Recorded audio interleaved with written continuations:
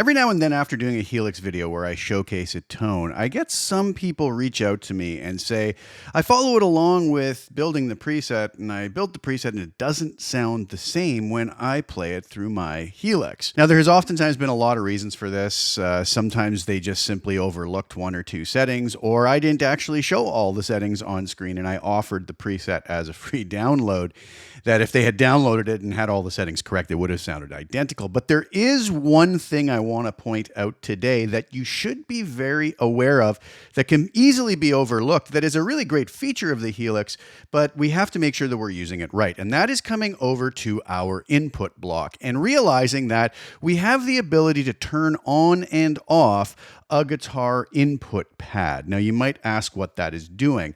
Well, if we think of the Line 6 Helix, basically the Line 6 Helix is an audio interface that is then feeding into the software, amp modeling, and effects modeling that we've all grown to love so much. Well, basically as an audio interface, and whenever it's being used, it has a maximum input level of in and around 11.5 dBu, meaning that if we go to use Helix Native, and I did a video about this recently, and we use an audio interface, we have to make sure that we have the guitar instrument input set to that same amount of headroom at 11.5 dBu. And if we do, Helix Native will basically sound the same as Helix hardware. But the problem is sometimes folks don't realize that they've maybe engaged this here guitar pad. Now, what actually happens? Well, what I'm doing right now, what you see on screen in Reaper here, I am feeding a 0 dBu sine wave into the guitar input of my Line 6 Helix floor hardware.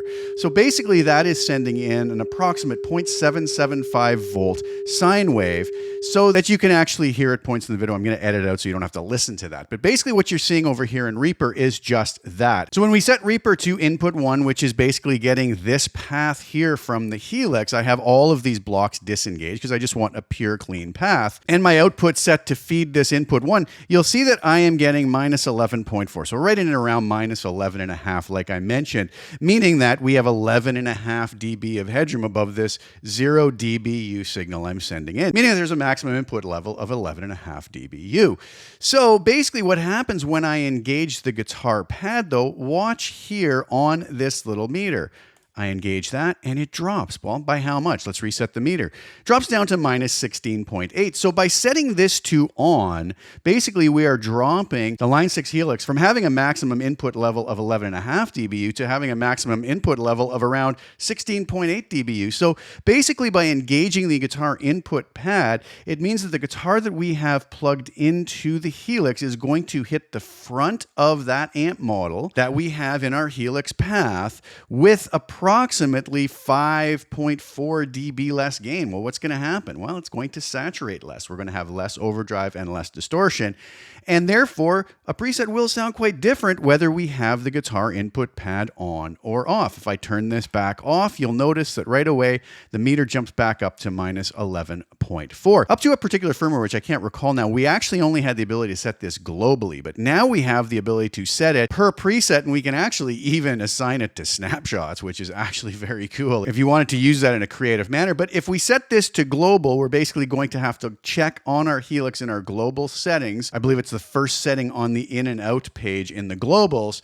And we will have to make sure that we either have it on or off in there. But if we have it turned off, basically we're going to have the amp models being hit with the normal amount of input gain that the Helix is expecting. And if we turn it on, it's going to drop that by 5.4 dB. Now, what's the purpose of this? Well, if we have a guitar with an extremely hot output, a high output pickup, maybe we're too close to the edge. Maybe we're coming very close to clipping the converters, and we can basically come in here, turn the guitar input pad on, and it gives us more headroom with maybe super high output guitars. Or maybe we just want to hit a certain amp model with less gain and we turn it on, and that's okay too. So this happens no matter if we're using this input 1 or if I change over to input 7, which, as a lot of us realize, is just feeding the completely unprocessed direct guitar tone straight through, and we get the same readings here as well. If I turn that off, still minus 16.8. If we turn it on, minus 11.4. So how does this actually equate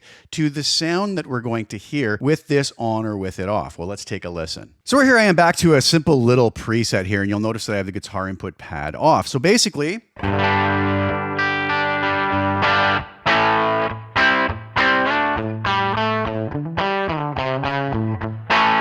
This little preset that I have based around the US Princess sounds like that. So a little edge of breakup.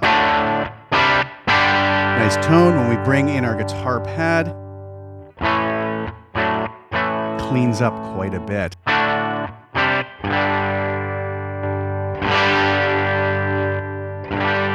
More drive, less drive. So you can see how somebody who could be listening to me create a preset like this with my guitar input pad off. And maybe I save it with the global setting, which I have set to off, but they load this preset into their Helix, maybe not realizing that their global input pad is turned on, and then all of a sudden they're going to load it up and hear this. And go, wow, I am missing a lot of gain. It doesn't sound the same. So that is the thing to watch. If you do find that something isn't sounding quite right, maybe just go into your global input pad or just your per preset input pad, adjust things here, and see if you can't get things sounding closer to where you want them to. I hope that was a helpful quick tip, and I hope you enjoy the music on the way out. The links are below to the presets you're going to hear in the little demo I'm about to play.